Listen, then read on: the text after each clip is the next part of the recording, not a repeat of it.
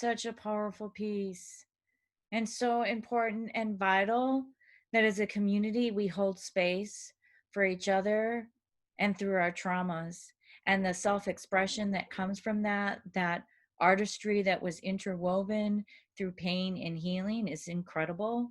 And I just feel that as an organization, this is what we want to bring, this piece, to have us be moved by each other, to have us hear each other, to listen as we express where we have been, where we are going, and where we are at. So I would love to go ahead and introduce our next artist, who is live from Australia. Fable Goldsmith is joining us now. So please let's give some love to Fable as she comes on and does her magic.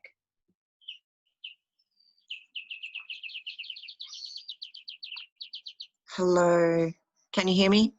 I don't know if this... Yes, we can hear you. Yay! Hi, it's very early here in Australia. I am reading from my backyard.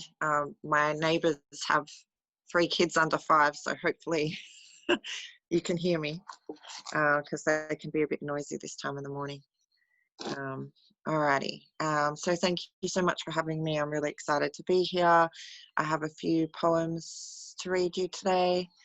The first poem is called Tristan, and it was written about my middle child. He is amazing. I don't need a trigger warning for this particular poem, but I probably will during my set. Okay. The day we met, you were silent. You lay blue and bloody on the hospital bed. Then we were all silent, exchanging uncertainties without words in stillness. Moments before, there had been chaos, there had been screaming, there had been pain, but now the whole world had been reduced to a quiet room with a bed, with a mother and a silent child. Eventually you cried, but the sound rang through me perhaps differently than it should have.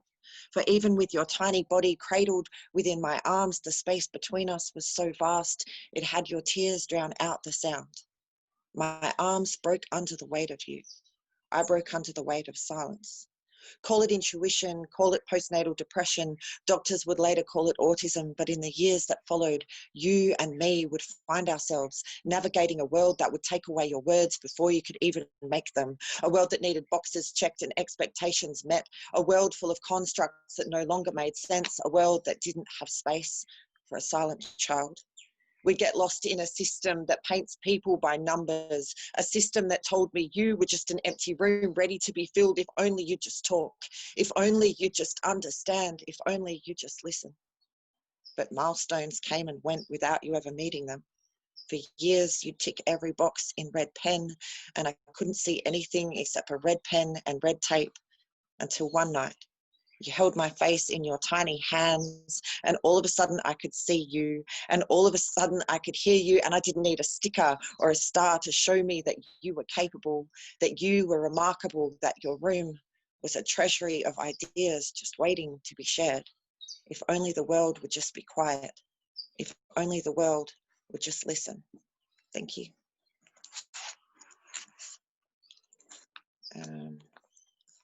Okay. It's very hard to read to a quiet. It's tricky. Hopefully you can. Amazing! Amazing! Yes! Yay! Okay. This next one is called Candace Part 1. Doesn't particularly need a trigger warning, I don't think. Just you know, yeah, I think it's all right. Okay. When I was 15, I decided not to be gay.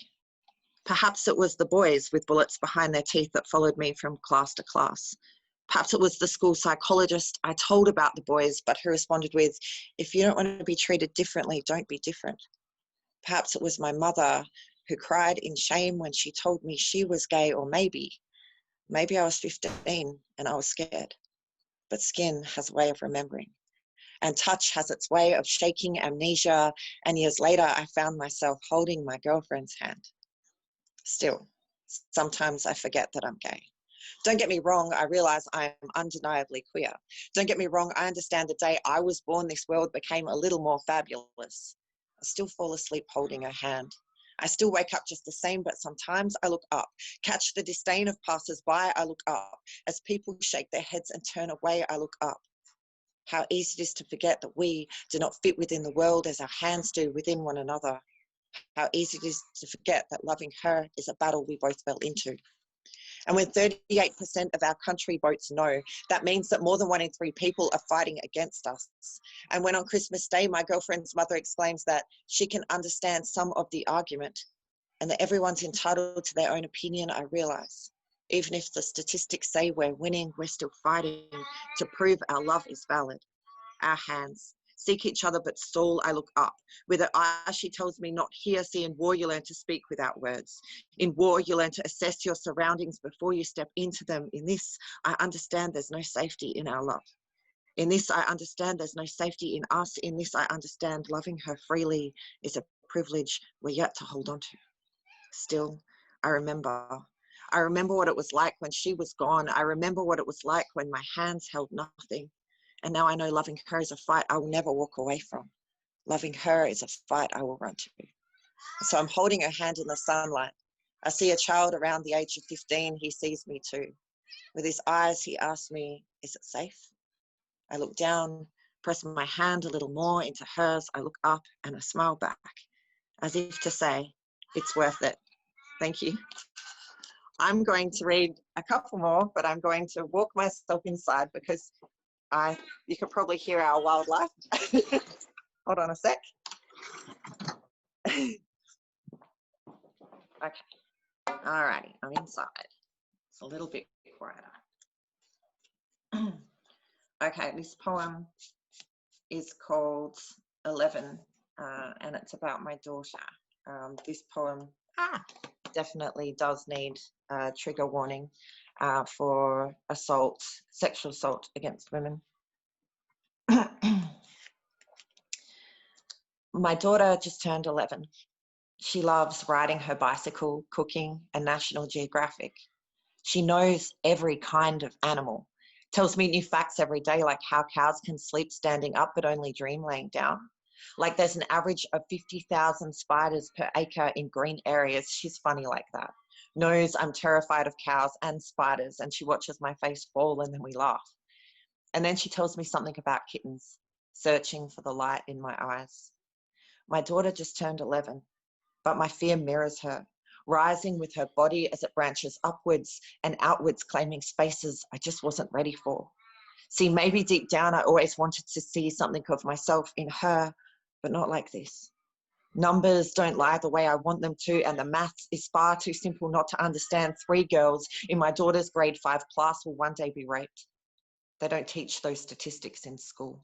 Just that boys will be boys, and if he hurts you, it means he likes you. Tell me, how do I teach my daughter to love her body when I'm afraid of what it means?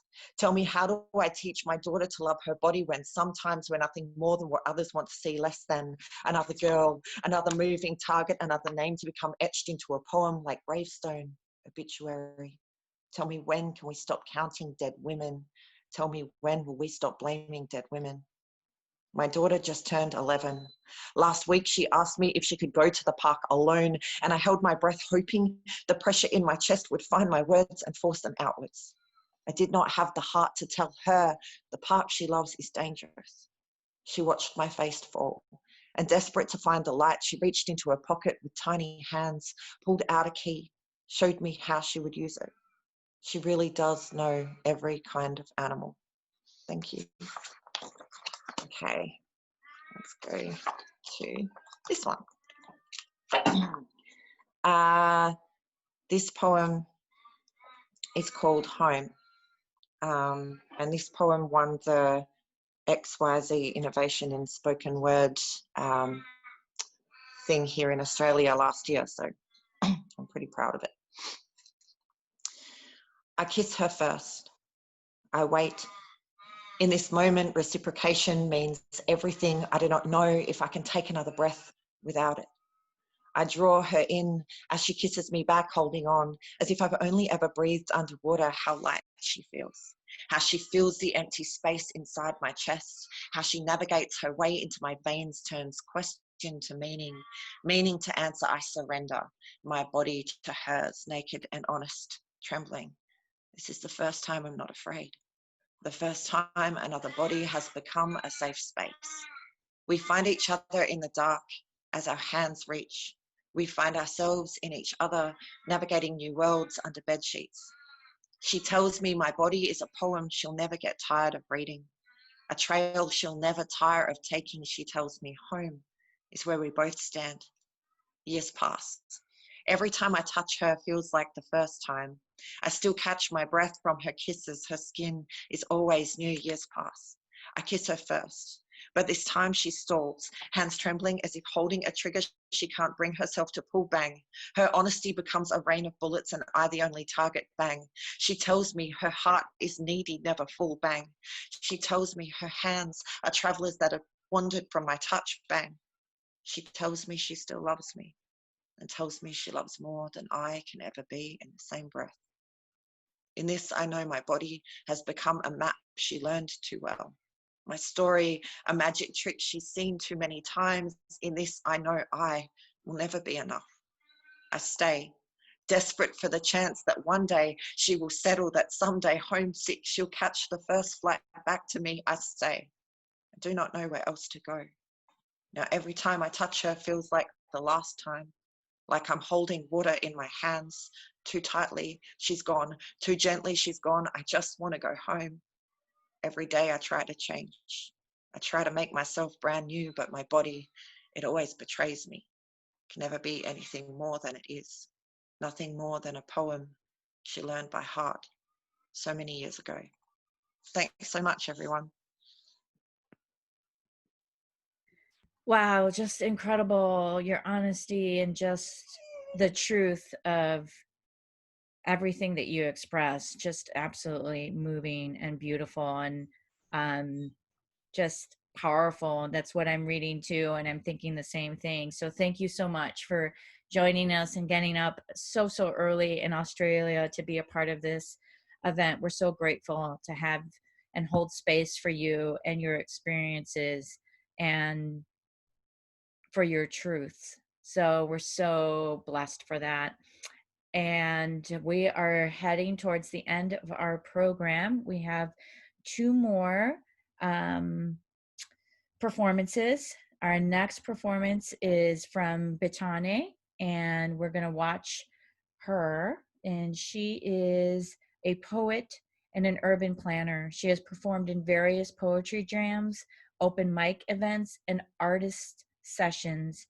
She hopes her poetic work will encourage self love, send positive affirmations, and bring light to social economic issues. And as we've all witnessed throughout this journey, everybody has brought light to some type of issue that is prevalent in today in our society. And I am so grateful and honored that you gave us space to present this to the world and to each other. So next is Brittany.